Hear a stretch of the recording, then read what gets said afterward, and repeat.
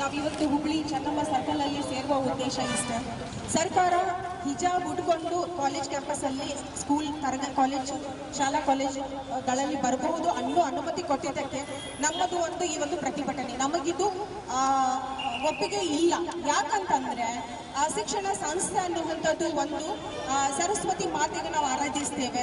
ಇಲ್ಲಿ ಯಾವ ರೀತಿಯ ಭೇದ ಭಾವಗಳು ಆಗಬಾರ್ದು. ಹಿಜಾಬ್ ಹಾಕೊಂಡು ಬಂದ್ರೆ ಯಾರ್ಯಾರು ಎಲ್ಲೆಲ್ಲಿ ಬರ್ತಾ ಇದ್ದಾರೆ ಗೊತ್ತಿಲ್ಲ. ಐ ಕಾರ್ಡ್ ಕೊಟ್ಟರು ಸಹ ಉಪಯೋಗ ಆಗೋದಿಲ್ಲ.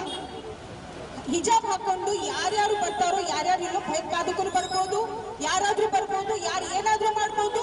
ನಾವ್ ಯಾರನ್ನು ಕೇಳಕ್ಕೂ ಆಗಲ್ಲ, ಯಾರನ್ನು ಹೇಳಕ್ಕೂ ಆಗಲ್ಲ. ಮೊನ್ನೆ CET ಎಕ್ಸಾಮ್ ಆಗಲಿ ಬೇರೆ ಎಲ್ಲ ಸರ್ಕಾರಿ ಎಲ್ಲ ಯಾವುದೋ ಒಂದು ಗೌರ್ಮೆಂಟ್ ಎಕ್ಸಾಮ್ಗಳಲ್ಲೆಲ್ಲ ನೀವು ಅಲ್ಲಿಯೂ ಸಹ ಸಾಮಾನ್ಯಗಳು ಬಂಗಾರದ ಸಾಮಾನ್ಯಗಳನ್ನ ಕದ್ದುಕೊಂಡು ಹೋಗ್ತಿರ್ತಾರೆ. ಅದಕ್ಕೆ ಇದು ಹಿಜಾಬ್ ಅನ್ನುವಂಥದ್ದು ಒಂದು ಅಪವಾದವೇ ಹೊರತು ಇದು ಒಳ್ಳೆಯದಂತೂ ಅಲ್ಲ. ಶಿಕ್ಷಣ ಸಂಸ್ಥೆಯಿಂದ ಇದು ಹಿಜಾಬ್ ತೆಗೆದು ಬಿಡಬೇಕು.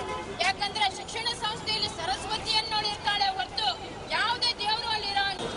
CM ಆದ ಕಾಲದಾಗ ಎಷ್ಟೋ ಜನಕ್ಕೆ ಒಂದು ಮನೆಗೆ ಬೇಕಾಗಿದ್ದವ್ರು ಅಂತ ಒಟ್ಟಾಗ ಇಂಥ ಒಂದು ದುಷ್ಟ ಹುಟ್ಟಿರ್ತಾನೆ. ಯಾಕಂದ್ರೆ ಅವನಿಗೆ ಎಜುಕೇಶನ್ ಬಗ್ಗೆನೇ ಗೊತ್ತಿಲ್ಲ ಏನು. ಒಂದು ಎಜುಕೇಶನ್ ಅಂದ್ರೆ ನಮ್ಮ ಭಾರತ ಮಾತೆಯಿಂದ ಒಂದು ಕಿರೀಟ ಇದ್ದಂಗೆ ಆ ವಿದ್ಯಾಸಂಸ್ಥೆ ಅಂದ್ರೆ. ಇವರು ಒಂದಕ್ಕೆ ಹಿಜಾಬ್ಗೆ ಬೆಂಬಲ ಕೊಡ್ತಾರೆ ಅಂತಂದ್ರೆ ಎಲ್ಲರೂ ಎಲ್ಲ ಸಮಾಜದವರು ಬಂದಿರ್ತಾರಲ್ಲಿ. ಬಾಬಾ ಸಾಹೇಬ್ ಅಂಬೇಡ್ಕರ್ ಅವರು ಸಮಾನತೆ ಇರಬೇಕು